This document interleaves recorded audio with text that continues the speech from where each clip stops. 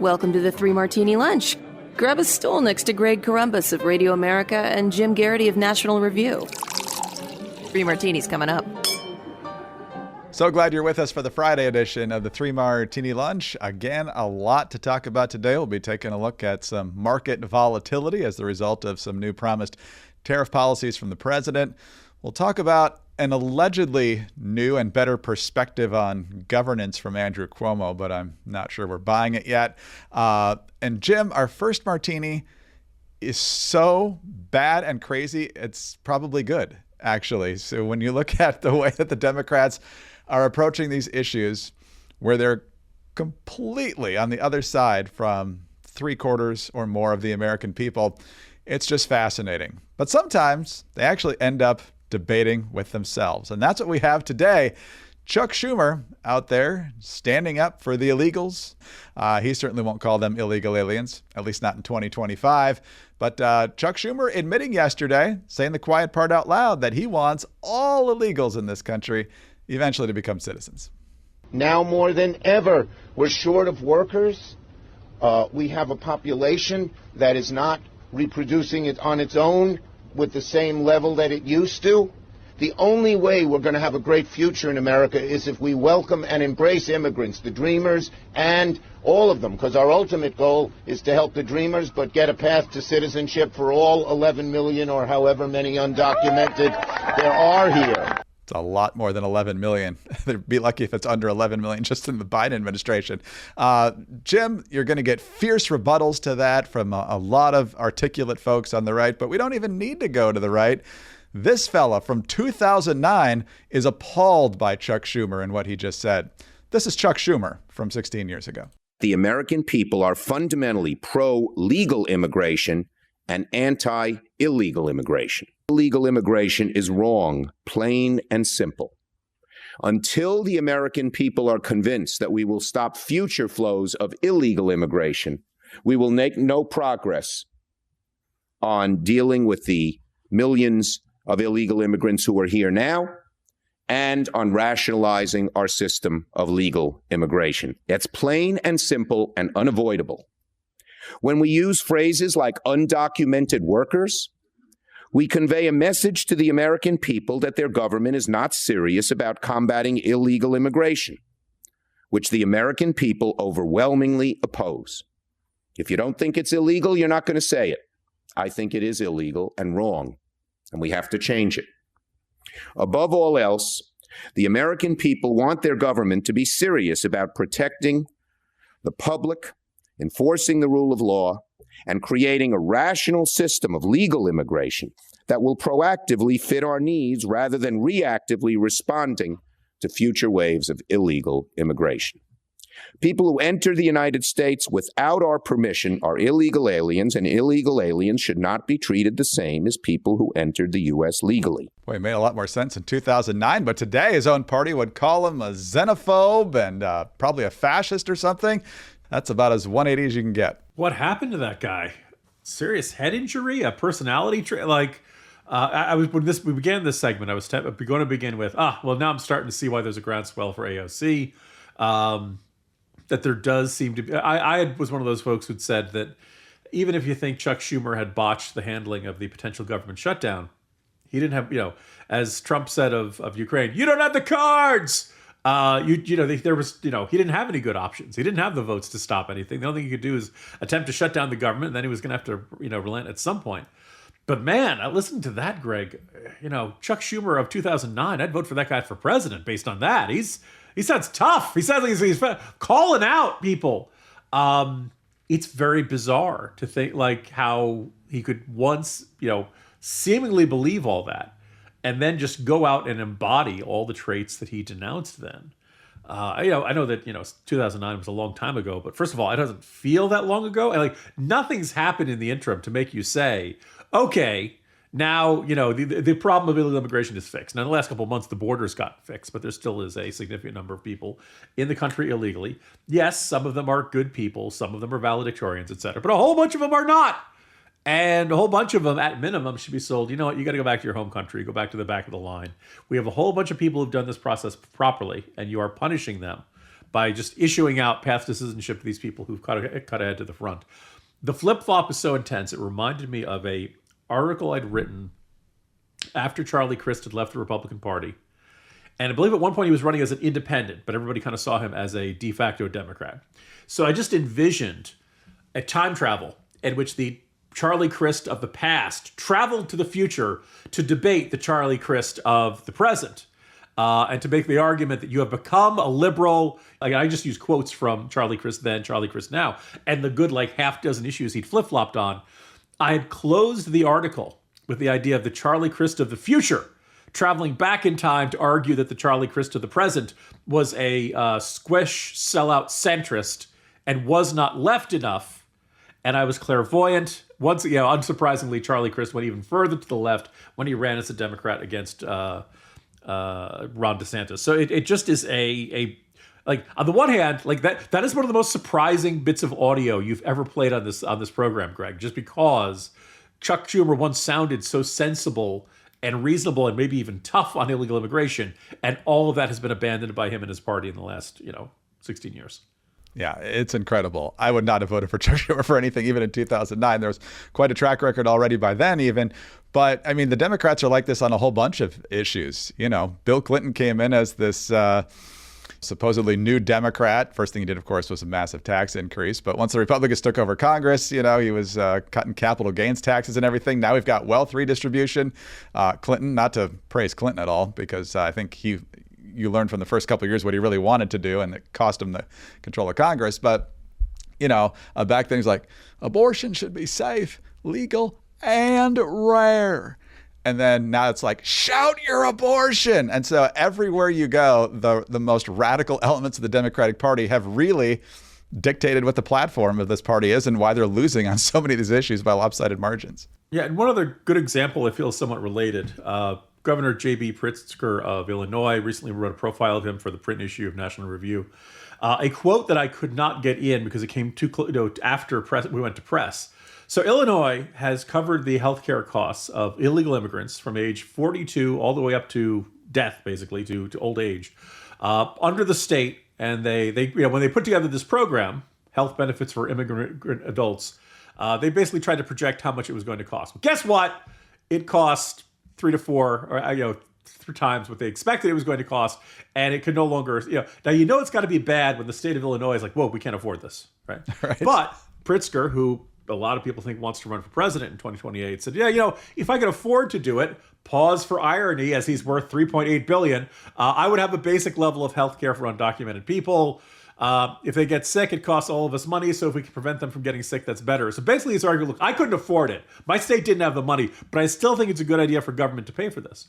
I think he's going to run for president. I think he's going to run on the theme of there's nothing wrong with the Democratic agenda of 2024. It's all Biden's fault. It's all Harris's fault. I'm a better messenger. There's nothing we have to change in terms of policy. This is still a very popular agenda. Now, you and I might think that's nonsense, but Greg, I don't think that's crazy to put in front of Democratic presidential primary voters, because I think people like hearing, you were right all along. There's nothing wrong with you. Yeah, that's the mainstream media for you right out of the gate. If the Democrats lose, it's always because, they just didn't get their message out. The candidate wasn't perfect this time. No, people are rejecting it. You got these issue polls all over the place. On and on and on it goes. So if you really want to bring those costs down, J.B. Pritzker, Gavin Newsom, who's also struggling with this, because when you offer free stuff, a lot more people are going to come. Big surprise. Call ICE, or don't get in their way at least, and things will sort themselves out pretty well. Speaking of healthcare, when was the last time you were at the doctor? Have you just ignored certain symptoms that you figure, it'll go away, I'll feel better, I don't have time to do that? Well, there's a lot of excuses for not making appointments with your doctor, but the best reason to do it is because it's easy now with ZocDoc. ZocDoc is a free app and website where you can search and compare high-quality, in-network doctors and click to instantly book an appointment with them. You can filter for doctors who take your insurance, are located nearby, are a good fit for any medical need you may have, and are highly rated by verified patients. Once you find the right doctor, you get to see their actual appointment openings, choose a time slot that works for you, and click to instantly book a visit. Appointments made through ZocDoc also happen fast, typically within just 24 to 72 hours of booking. Sometimes you could even score same-day appointments. Yeah, the reviews on ZocDoc have been a huge help to me. I know it's been a help to Jim as well. And being able to actually just make the appointment yourself instead of staying on hold while they get to your phone call, so much better. So stop putting off those doctor's appointments and go to ZocDoc.com/3ML to find and instantly book a top-rated doctor today. That's ZocDoc.com/3ML. ZocDoc.com/3ML.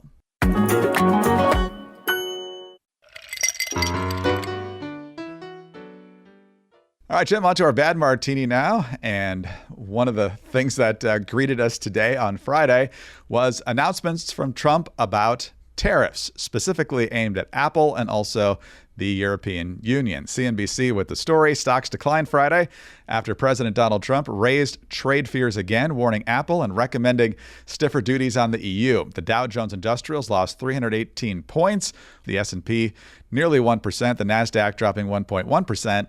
Apple shares shed more than 2% after Trump posted on Truth Social that iPhones sold in the U.S. must be made in the U.S. And if they're not, quote, a tariff of at least 25% must be paid by Apple, unquote. The move against Apple by Trump is the first against a specific company in his tariff rollout this year. Other high-tech stocks like Micron, Qualcomm, and NVIDIA were down quite a bit. The president also said trade discussions with the EU are going nowhere and recommended a straight 50% tariff on the EU starting June 1st. So, Jim, it's almost 1 o'clock as we tape here on Friday, and the Dow has now improved a little bit to down 220. But as we've seen all throughout these tariff rollouts, the markets are not fond when they see these numbers coming out. Yeah, so I am sure the Apple Corporation's lawyers are sharpening their pencils, getting ready for those billable hours, because the idea of the White House unilaterally announcing tariffs on one particular company, I don't know if that meets the threshold of a bill of attainder, but I just didn't know that. I don't really think you can do that. I think, you have to make your tariffs apply to all companies. The idea that you can't, with this particular company, we're mad at them, so we're going to tariff them. I don't think that's going to pass the constitutional smell test. Just beyond that, I remember it was not that long ago that Trump said we had deals with 200 countries. There are only 190 in the United Nations. Maybe the Penguins agreed for that island that is uninhabited. But we haven't heard any. I'm sorry, the United Kingdom. We had one announcement of a trade deal with one country. There are lots of other ones that are in the works, and maybe they're dotting the I's, crossing the T's. Maybe we're on the verge of getting some announcements. But it's been a little while, and I thought Bessent was handling all this, and I thought we were making great progress. Kevin Hassett, all these guys seem to want to get to trade deals. And then out of the blue, we get this announcement of European Union getting a 50% tariff on their goods, which obviously the markets do not like. And, I understand there are just going to be days you're the president, you got to do the best thing for the country, and sometimes the markets aren't going to like it. But this is not the first time we've seen this movie. We've seen this happen over and over again all spring long, and it's been really bad. The markets finally climbed back up to about where they were when Trump took off. So I think last I checked, they were about 2 or 3% below. Not great, but not as bad nowhere near as bad as it had been. And now out of the blue, we're just putting new tariffs on did the negotiations break down? What is? There's no explanation. There's no explanation beyond President's announcement on Truth Social, and this is not how we traditionally make the decisions and roll out tariffs. I will remind listeners that at last count, we changed our tariffs on China 6 times in the roughly 120 days that Trump has been in office. That's a new tariff policy on China every 20 days. Markets hate instability. Markets love predictability. We're not getting any of this from the administration. I would not expect the stock market numbers to improve.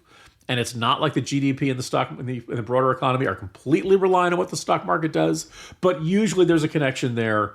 Mr. President, please stop antagonizing the markets with these, off the cuff, out of the blue tariff announcements. Well, as we've mentioned on multiple occasions, and you've always articulated well, there are certain things we definitely need to be onshoring, especially in realms like national security when it comes to military equipment, weapons, ammunition, things like that. Certainly medicine, antibiotics, prescription drugs, all of that kind of stuff, and probably quite a bit more. Semiconductors ought to be happening on American soil as much as humanly possible. I do wonder, as you mentioned, whether Trump can do this to a specific company as opposed to a country or a group of countries. And the other thing, of course, is will ultimately this get reduced like it did with pretty much the rest of the world. And then the big jump with China, but now that's been lowered as well. So I don't know if it's a tactic or if he's really planning to go forward with this and be in place for a while. The best you can say is that Trump's tariffs are kind of like the weather in Chicago. If you don't like them, just wait. They'll change. All right. Well, when you need a good, focused explanation of how economics works, especially capitalism, there's no better place to go than Hillsdale College. I certainly learned the nuts and bolts of capitalism while I was there, even as a history major. And you can too, whether you're on campus or not. That's because with Hillsdale College, you can take their new online course, Understanding Capitalism, for free. Hillsdale College is offering more than 40 free online courses. You can learn about the U.S. Constitution, the stories in the book of Genesis, the rise and fall of the Roman Republic, or the history of the ancient Christian church with Hillsdale College's free online courses. In these lectures, you'll learn about the role of profit and loss, why capitalism depends on private property rights, the rule of law, and freedom, and why capitalism is ultimately a system that encourages morality, doesn't undermine it, despite what the left will tell you. Go right now to hillsdale.edu/martini to enroll in this course, Understanding Capitalism. There's no cost, and it's easy to get started. That's hillsdale.edu/martini to enroll for free.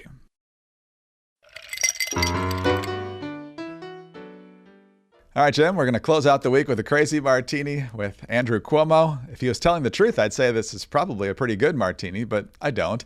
Andrew Cuomo, of course, is running for mayor of New York City. He's the disgraced former governor. Right now, he's leading in the polls, but things are getting a little bit tighter, and it's ranked choice voting, and you have to get to 50% to survive the primary. So anyway, Andrew Cuomo, I think this is with the Free Press and Bari Weiss, explaining how Democrats have gotten things wrong in deep blue cities. He says the far left activists have become so intractable from wanting the perfect that they're basically gumming up any chance for progress. So extended clip. And again, if he meant it, I think it would be progress. But check it out. And that far left is so intense and so active and so strong, you better not get on the wrong side of them, because they will threaten you, and they will threaten you in a primary, and they're very strong in a primary because you have that low turnout, and they are the activists.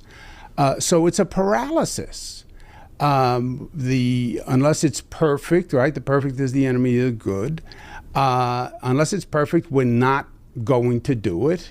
And we're going to side with the advocacy community opposition whenever we can. And we get absolutely nothing done. And you see a deterioration of conditions. And people say, why? And you're all Democrats. And I went to Los Angeles, and all I saw were blue tarps everywhere, and homeless living under bridges, etc. And I'm afraid to walk down the street. And it's all Democrats who are in charge. And there's no one else to blame. It's you. And you want to point fingers internally, that does nothing for me. It's still you. And that's what you have to fix. So this epiphany is all because his biggest threat to becoming the Democratic nominee for mayor is coming from even further to the left than him, Zohran Mamdani. And Jim, when you look at the Andrew Cuomo governor, is reasonable, reaching out, compromise the way he goes, or do you think he got that Corleone reputation because it was my way or the highway all the time? Greg, I just want to point out, I'm trying to make the facial expression of the guy in the photo for the infamous clickhole article, heartbreaking, the worst person you know, just made a great point. Because that meme applies, and I just, as that quote for that audio you're playing, I just felt worse and worse because, one, let's face it, Andrew Cuomo is very likely to become the next mayor of New York City. And the limited number of folks on the right in New York City are probably going to vote for him if they vote in the Democratic primary. Curtis Sliwa, who is going to be the Republican nominee, but, Republicans in New York, really haven't been competitive since Giuliani. Yes, Bloomberg was technically a Republican. As I was running into National Review readers of the Ideas Summit, who was like, no, you don't understand. We have to elect Andrew Cuomo. Like, what the heck? Are you this guy was the root of all evil 3 years ago. Remember him killing all the old people? And they're like, no, you don't understand. Everybody else is worse. He's the best option. And I refuse to believe that. And with each passing week, it kind of becomes clearer that, that Andrew Cuomo is an absolute slimeball. and he lied, and he got all the criticism he deserves, and yet he's probably the least damaging option available. And by the way, I have two things to quibble with in his comments. One is, if living under a blue tarp is wrong, I can't throw stones right now. Almost literally from where I'm speaking to you. And then secondly, like, if I'm looking for, silver linings to the likely election of Andrew Cuomo to be mayor of New York City, is that, Greg, I'm going to get to hear you doing his impression more. The absolutely nothing was done. The deterioration of the condition. Each vowel gets extended out, and there's a sing-song. So I can't do it as well as you can. Good luck, New York City. As if come on, Knicks, because it's the only thing that city's got going for it these days. Yes, exactly. I mean, his ability to try and disentangle himself from the state of New York City right now is absolutely laughable. He had that 18-minute rollout video where he's like, it's been a lack of leadership that has put New York in this problem. Like, you were governor for more than 10 years. Yeah. Yes, de Blasio stunk, but let's not pretend that you were some knight in shining armor that tried to stop any of it from happening. And every time there's something terrible happens on the New York City subway, which is like every couple of months, right? Somebody gets set on fire or some terrible assault. We get the argument about who actually has authority for the subways and which part is run by the city, which part is run by the states. It's deeply frustrating. Glad we're heading into Memorial Day weekend on such a cheery note, Greg. This is one of the very most important weekends of the year with Memorial Day. It gives us a chance in a formal way to be grateful, extremely grateful for everyone who has given their life in service to this country. We honor their families and the pain they still go through knowing their loved one is not coming home. So please observe that in a meaningful way. On a related note, we will have a special edition of the Three Martini Lunch on Monday. For the first portion, Jim and I will be reflecting on the importance of Memorial Day. And then in the remainder of that podcast, he and I will be kind of giving you a behind the scenes look at how we put the podcast together each day, from topic selection to recording and so on and so forth. So, Jim, have a good weekend, and I'll talk to you live again on Tuesday. Have a great weekend, Greg. Jim Garrity, National Review. I'm Greg Corombos of Radio America. Thanks so much for being with us today. Please be sure to subscribe to the Three Martini Lunch if you don't already, and tell your friends about us as well. Thanks also for your 5-star ratings and your kind reviews. Please keep those coming. Get us on your home devices. All you have to say is play Three Martini Lunch podcast. Follow us both on X. He's at Jim Garrity. I'm at Greg Corombos. Have a good weekend. Join us again Monday for the special, and then Tuesday for our regular fare on the Three Martini Lunch.